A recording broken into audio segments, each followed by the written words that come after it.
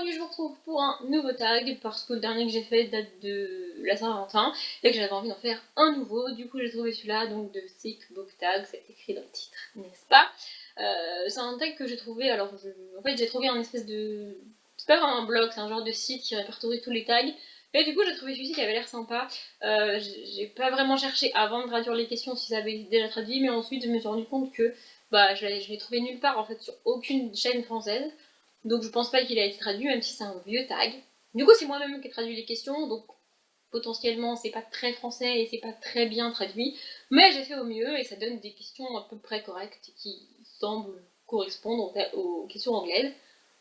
C'est le but d'une traduction, donc c'est pas très bien. Bref, on va commencer tout de suite. Donc en fait chaque question c'est en rapport à une maladie, donc il y a d'abord le nom de la maladie, et ensuite la question qui est en rapport avec un livre. La première c'est en rapport avec le diabète, donc nommer un livre trop sucré, enfin, en fait c'est la traduction littérale. En français je pense qu'on dit mielleux, genre mielleux, et moi j'ai pris mielleux dans le sens négatif du terme, parce que quand je dis qu'un livre est mielleux et niais et trop sucré, et franchement pas top, c'est pas franchement positif. Avant de vous montrer le livre, je tiens à m'excuser auprès de tous les fans de l'auteur et de tous les fans de ces livres en particulier, parce que Dieu sait qu'il en a. Mais avec moi, c'est pas passé.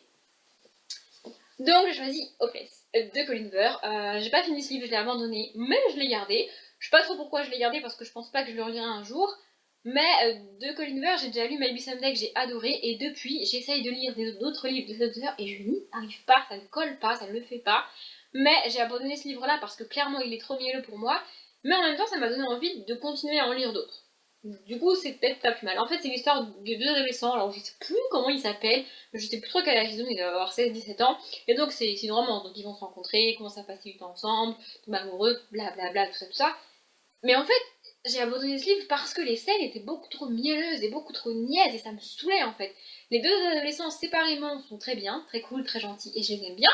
Ensemble, quand ils courent et quand ils font des trucs ensemble, ça va, mais alors dès qu'ils se mettent à parler d'amour, à s'embrasser, blablabla, j'ai trouvé ça mais un mielleux et d'une longueur, il y a des scènes qui durent mais des pages et des pages et des pages. Et j'ai pas pu en fait, c'était juste pas possible pour moi, j'ai trouvé ça bien trop niais et bien trop mielleux. Voilà. La deuxième question c'est en rapport avec la varicelle, donc c'est nommer un livre que vous avez déjà lu et que vous ne relirez jamais. Et là je me suis dit que ça risquait d'être difficile parce que la liste des livres que j'ai déjà lus et que je pense relire un jour est extrêmement courte. D'ailleurs je pense que je peux tous les citer maintenant. Donc on a Hell de Louis Début, on a Part avec lui d'Agnès Ludig, on a Ne tirez pas sur l'oiseau moqueur de Harper Lee, probablement Hamlet de Shakespeare, et c'est à peu près tout au niveau des livres que je suis quasiment certaine de relire un jour. Du coup, je me suis dit qu'en trouver un que je ne relirai jamais, ça allait être compliqué, parce que fatalement, tous les autres, je suis pas prête de les relire. Mais en fait, en regardant ma bibliothèque, je me suis rendu compte que des livres que, quand je les regarde et que je me dis réellement que je ne les relirai jamais, qu'il n'y a aucune chance pour que je les relise, il n'y en a pas tant que ça en fait. Et donc, j'ai choisi La racine carrée de l'été de Harriet Rutter Hapgood. Donc c'est un livre que j'ai lu l'été dernier, qui était dans ma Summer Pal du coup. Et en fait, je pense que je l'ai lu dans le bilan, je crois, parce que c'est un livre que j'ai lu au bon moment pour moi, et que je pense que si je l'avais pas lu exactement pile poil à ce moment-là, je l'aurais abandonné. En fait, c'est l'histoire d'une jeune fille qui s'appelle Gotti, qui est d'origine allemande et qui habite en Angleterre, je crois que c'est ça. Et en fait, son meilleur ami, enfin quand elle était petite, il devait avoir quoi, 6-8 ans, elle avait un meilleur ami qui était aussi son voisin, et un jour il a déménagé, du coup ils se sont séparés, et là il revient, du coup ils vont passer l'été ensemble et tout, et ça va être trop génial. Sauf qu'elle va pas franchement bien, elle se pose plein de questions sur qu'est-ce qu'elle va faire dans sa vie, quelles études elle va faire, le rapport aux maths, parce qu'avec le titre on a un rapport avec les maths, il y a un rapport avec les maths dans le livre aussi, c'est parce que c'est l'été, mais elle a un projet scolaire à faire en rapport avec les mathématiques, ce que j'ai trouvé très cool. Et il y a aussi le fait que au début du livre, ça fait presque un an, je crois, qu'elle a perdu son grand-père, et du coup c'est assez difficile pour elle de passer au-dessus de ça, en fait, et de passer à autre chose et d'avancer après ce décès-là. Le problème que j'ai avec le livre, c'est que dans l'histoire, il y a des espèces de trous dans le temps. Par exemple, on est avec elle sur la plage, elle est avec ses amis, tout bien, et hop, la ligne d'après, elle est dans sa chambre en train de faire je sais pas quoi, et elle ne se rappelle pas de ce qui s'est passé entre le moment où elle était à la plage et le moment où elle est dans sa chambre. Elle ne sait plus, elle ne sait pas, et ça arrive régulièrement dans le livre, et il y a aussi du coup pas mal de passages qu'on lit, et on se dit mais c'est la réalité, ça lui arrive vraiment, est-ce qu'elle fait vraiment ça, ou est-ce que c'est dans sa tête, ou alors est-ce qu'elle rêve, ou... Enfin on sait pas trop, des espèces de réalités alternatives, et moi j'aime pas. Quand je comprends pas un livre, en fait quand je suis pas sûre que ce que je lis est en train de se passer, ou alors que c'est un rêve, enfin, quand je suis pas certaine en fait, ça m'énerve et ça m'agace. Mais là, je saurais pas l'expliquer, j'ai réussi à le lire et je suis arrivée au bout du livre. Je pense que ça m'a aussi aidé par rapport au décès du grand-père, tout ça. Et puis au milieu, on a des espèces de petits graphiques et des trucs comme ça, mathématiques et tout. Du coup, voilà, entre le rapport aux maths et le fait que son grand-père tenait une librairie, je crois, une librairie, bibliothèque, et tous ces espèces de trous du temps, ça va faire un espèce d'assemblage que d'habitude je peux pas lire, mais que là j'ai réussi à lire. Du coup, je pense pas le relire un jour parce que je pense pas qu'il y ait un autre moment dans ma vie où je serais exactement dans le bon état d'esprit pour lire ce livre-là. La troisième question, c'est en rapport avec la grippe. Donc, nommer un livre populaire qui se répand partout comme un virus. Alors, en ce moment précisément, je dirais que c'est un palais d'épines et de roses. Enfin, plus précisément, en ce moment, c'est un palais de colère et de brume, je crois. C'est le tome 2, donc c'est de Sarah Dimas, si je dis pas de conneries. C'est une saga dont tout le monde parle. Oui, c'est trop génial, trop cool. Le tome 2 est sorti au mois de février, je crois. Du coup, là, on le voit partout. C'est une catastrophe. Moi, je vais attendre. Enfin, en fait, ça fait partie des livres que j'ai noté dans ma tête dans un coin en me disant si un jour on veut me faire un cadeau, bah je demanderai celui-là, ou si un jour par miracle je tombe dessus d'occasion, bah je l'achèterai et je verrai ce que ça donne. Mais j'ai pas franchement envie de l'acheter neuf. De toute façon, des livres que j'ai envie d'acheter neuf d'un auteur que je ne connais pas, ça n'existe pas en fait. C'est pas possible pour moi, je ne peux pas acheter un livre qui vaut 18-20 € d'un auteur que je ne connais pas et que je ne suis pas sûre d'aimer. C'est pas possible, je suis pas prête à faire ça en fait. Euh, Peut-être que je vais trouver le tome 1 d'occasion, me faire offrir le tome 1 et que j'adorerais comme tout le monde adore, et qu'ensuite je m'achèterai le tome suivant neuf, mais pas le tome 1 en tout cas, du coup, voilà. Et puis là, en toute façon, en ce moment, on en parle beaucoup trop pour moi, je ne peux pas lire ça en ce moment, tout le monde en parle, et je pense que comme il va y avoir 3, 4, je sais pas combien de tomes en tout, on va en entendre parler trop régulièrement pour moi, tous les ans, donc je suis pas prête de le lire, mais un jour je lirai. La quatrième question, c'est Insomnie, donc un livre qui vous a tenu éveillé toute la nuit. Et là, j'ai cherché parce que c'est très rare en fait, ça n'existe pas des livres qui me tiennent vraiment éveillé toute la nuit. Pour la simple et bonne raison que je ne lis jamais un livre d'une traite, ça ne m'arrive jamais, j'ai besoin de faire des pauses. Du coup, même si je suis à fond dans mon livre, à un moment donné, je vais me dire stop, j'arrête de lire ça pour aujourd'hui, je vais passer à autre chose, je vais faire autre chose ou je vais lire autre chose et j'y reviendrai demain parce que là tout de suite j'ai besoin d'une pause. Du coup, un livre qui me vole mes nuits, ça n'existe pas vraiment, sauf les Beautiful de Christina Loren, parce que c'est des livres que je lis extrêmement vite, que je bouffe littéralement. D'ailleurs, j'en ai un dans ma palle qui traîne depuis bien un an maintenant, mais je refuse de lire tant que j'ai pas acheté le dernier tome. Donc il est toujours là et il va attendre patiemment. C'est pas l'histoire du siècle, hein, c'est pas la romance du siècle, d'ailleurs elle est beaucoup critiquée parce que c'est une romance érotique et vraiment très érotique. Du coup elle est beaucoup critiquée pour ça, cette saga. Mais moi je l'adore et c'est le genre de livre que je suis capable de lire en une nuit et donc il est capable de me voler mon sommeil. Voilà. Question 5, donc c'est Amnésie, nommer un livre que vous avez oublié ou qui ne vous est pas resté en mémoire. Et là, pareil, je me suis dit, je pensais qu'il y en avait eu plusieurs, enfin beaucoup que j'avais un peu oublié. Et en fait, dans ma bibliothèque, j'ai trouvé un livre que je suis incapable de vous dire, de vous donner un résumé et de me rappeler de quand j'ai lu et de ce que j'ai lu. Je ne sais pas. Donc c'est très à table, donc c'est l'édition 2016, c'est la première édition que j'ai lue de ce genre de livre, puisqu'il y en a un tous les ans qui est édité, donc les profits sont pour le Resto du Cœur, donc ils font ça tous les ans. Je crois qu'il sort en fin d'année. Et donc j'ai lu celui de 2016, j'ai lu celui de 2017 et j'ai lu celui de 2018. Je me rappelle très bien de celui de 2018 parce que je l'ai lu il n'y a pas très longtemps. Je me rappelle aussi très bien des nouvelles de celui de 2017, mais alors celui-là, j'en ai aucune idée. Tout ce que je sais, c'est que c'est là-dedans que j'ai découvert Maxime Plata, mais que j'ai envie de lire ses thrillers. Mais c'est tout. En fait, je ne sais pas. Je suis incapable de vous dire de quoi ça parle.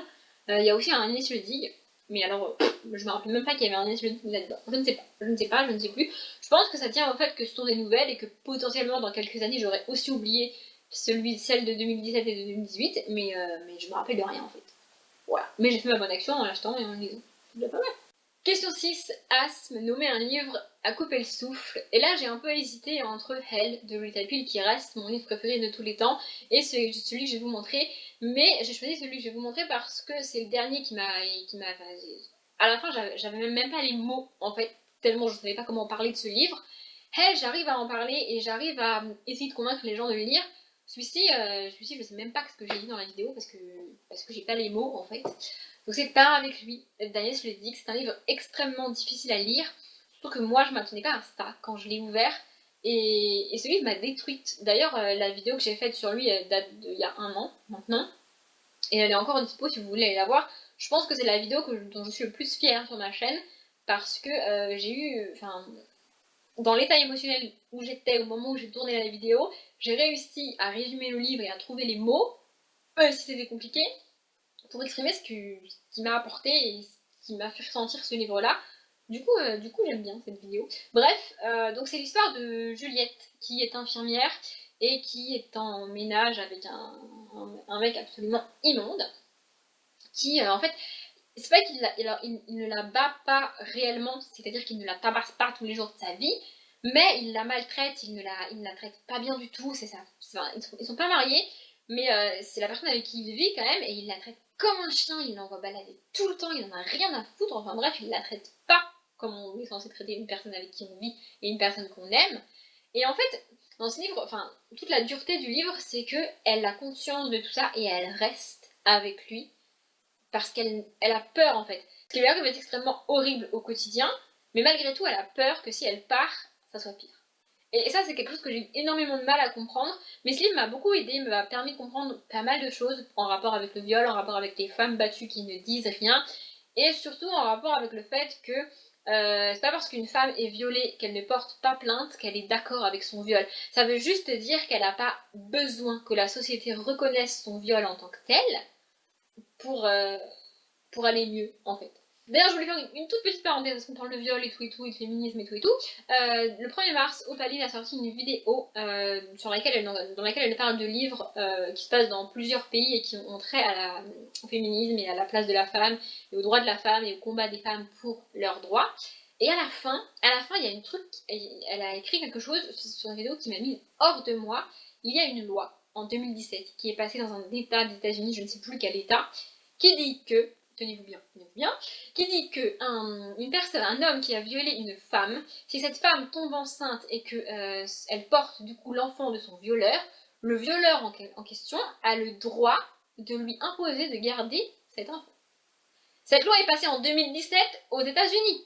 Alors oui, je crie, mais ça m'énerve en fait. Enfin, comment c'est possible en fait? Enfin, j'aurais déjà trouvé aberrant que ça passe, enfin que ce soit une loi qui reste depuis des années et qu'on est toujours pas retiré. Mais elle a été créée en 2017. Et après, on nous dit non, mais c'est bon, dans les pays développés, on n'a plus besoin de se battre pour les droits des femmes. Bref, je vais faire ma parenthèse. Question 7, malnutrition, nommer un livre qui manque de matière à réflexion. Je mets des guillemets parce que je suis pas du tout sûre de la traduction. Alors déjà, premièrement, peut-être que les francophones ne comprennent pas le lien entre matière à réflexion et malnutrition, la nourriture, tout ça. Ça vient de je pense que c'est une expression anglaise, donc c'est food for thought. Excusez mon accent pourri. Du coup, food, malnutrition, tout ça. Et en français, on n'a pas d'expression qui correspond à ça. Du coup, j'ai traduit ça par manque de réflexion. Manque de profondeur, peut-être. Enfin, j'en sais rien, il n'y a pas de traduction littérale. Bref. J'ai choisi Secret Match de Amber James. Donc, c'est un livre que j'ai gagné en concours. Je suis pas du tout en train de le dénigrer. Je l'ai terminé, je l'ai bien aimé. C'était cool, c'est sympa. Mais franchement, même si ça se lit vite, même si ça se lit bien, et même si c'est une romance somme toute normale, c'était pas. Enfin, les personnages sont pas extrêmement développés, il se passe pas grand chose, pas très approfondi.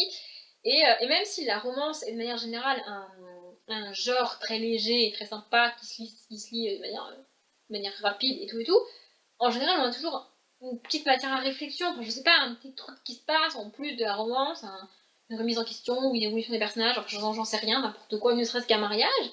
Mais là c'est pas le cas, là c'est pas grand chose, le seul rebondissement qu'on a, il arrive genre 30 pages avant la fin et donc il est solutionné en 30 pages parce que c'est la fin du livre. Du coup voilà, je l'ai lu, c'était sympa, mais c'était pas très approfondi. Enfin, dernière question, mal des transports. Donc j'ai traduit la question par nommer un livre qui vous a pris sur un voyage, même si c'est pas très français, je sais.